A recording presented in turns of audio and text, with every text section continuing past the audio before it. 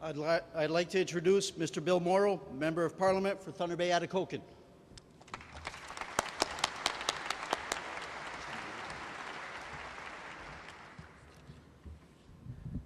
Well, good morning, everybody.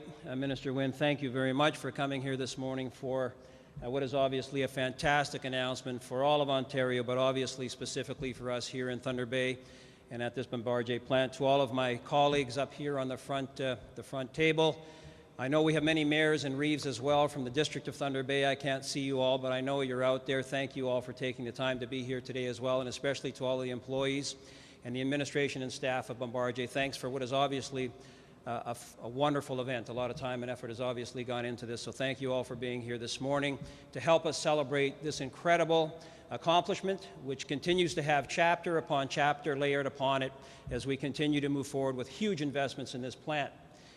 This morning, when I woke up, I decided as I was heading into Westfort that it was a good reason to come over in this direction, because just last week I had learned that the Wayland Hotel had reopened. So I don't know which news is bigger.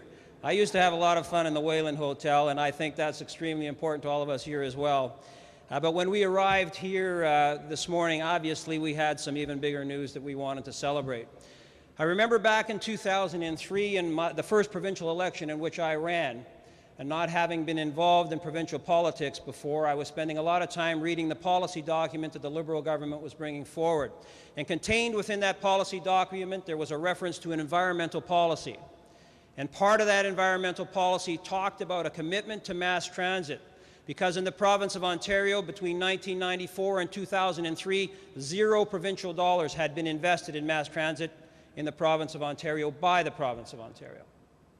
And since then, as part of that environmental policy, we have learned and seen how a commitment to the environment can have huge economic benefit, and in our case, huge economic benefit for Thunder Bay and this particular Bombardier plant. The first such big notice that we received was the subway contract, about $700 million that had 1/3 of funding from the province of Ontario. We've seen the announcement of a GO Transit bi-level car contract, about $56 million. And just last year, approximately, almost exactly 1 year ago today, we were here with the Premier when we announced a $1.2 billion contract on the LRV. And today we're here to celebrate a further extension of that contract. Last year, when we announced the $1.2 billion, we knew that there was an option attached to that contract. And today, that's what we're here to celebrate. $770 million more attached to that $1.2 billion contract, 100% of which is provincial money. And I have to tell you, as I stand here today, I am extremely proud to be here as part of this government. And Minister Wynne, I want to thank you very much for all the work you've done on behalf of Michael and I and all of the workers here at Bombardier as well. Whenever I get in front of a crowd like this, I'm very reluctant to give up the podium.